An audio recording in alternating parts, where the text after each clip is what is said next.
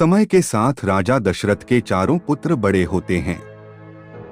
तीनों रानियां कौशल्या, कैकेयी और सुमित्रा अपने अपने पुत्र के साथ आनंद पूर्वक रहती हैं। राम, भरत, लक्ष्मण और शत्रुघ्न सामान्य बच्चों की भांति अपना बाल्यकाल खेलकूद में व्यतीत करते हैं। किंतु जीवन में शिक्षा का सर्वाधिक महत्व है, इसलिए चारों भाइयों का भी शिक्षा लेने का समय आता है।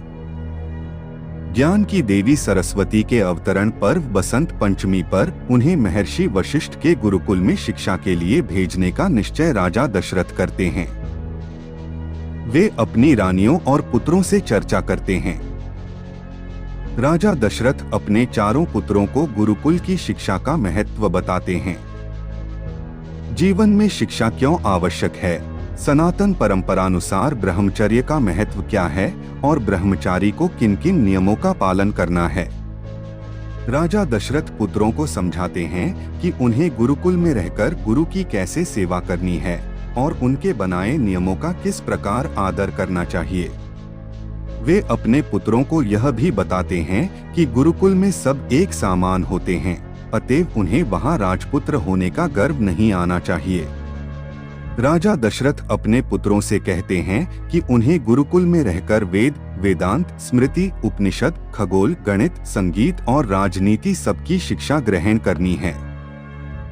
महर्षि वशिष्ठ राजा दशरथ उनकी तीनों रानियों और साधु संतों की उपस्थिति में चारों राजकुमारों का ब्राह्मण परंपरानुसार उपनयन संस्कार कराते हैं। महर्षि वशिष्ठ चारों राजकुमारों को गुरु और शिष्य परंपरा का महत्व बताते हैं और जीवन में माता पिता और आचार्य का क्या स्थान है, इससे परिचित कराते हैं। मुंडन उपरांत चारों राजकुमार अपनी माताओं और पिता से भिक्षा लेते हैं और गुरु वशिष्ठ संग गुरुकुल को जाते हैं। गुरुकुल में महर्षि वशिष्ठ अपने शिष्यों को पंच तत्वों जल, अग्नि, आकाश, पृथ्वी तथा वायु के गुण की व्याख्या देते हैं, जिनसे मनुष्य का शरीर बनता है। मनुष्य के शरीर पर उसके खानपान और आचार विचार का किस प्रकार प्रभाव पड़ता है, इसका ज्ञान राजकुमारों की प्रारंभिक शिक्षा में दिया जाता है।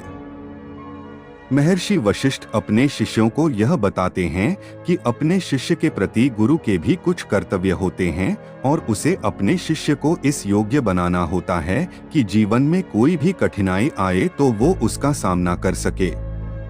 समय बीतने के साथ अयोध्या नरेश के चारों पुत्र गुरुकुल के वातावरण को आत्मसात कर लेते हैं और गुरुकुल की श्रेष्ठ परंपराओं व नियमों का पालन करते हैं।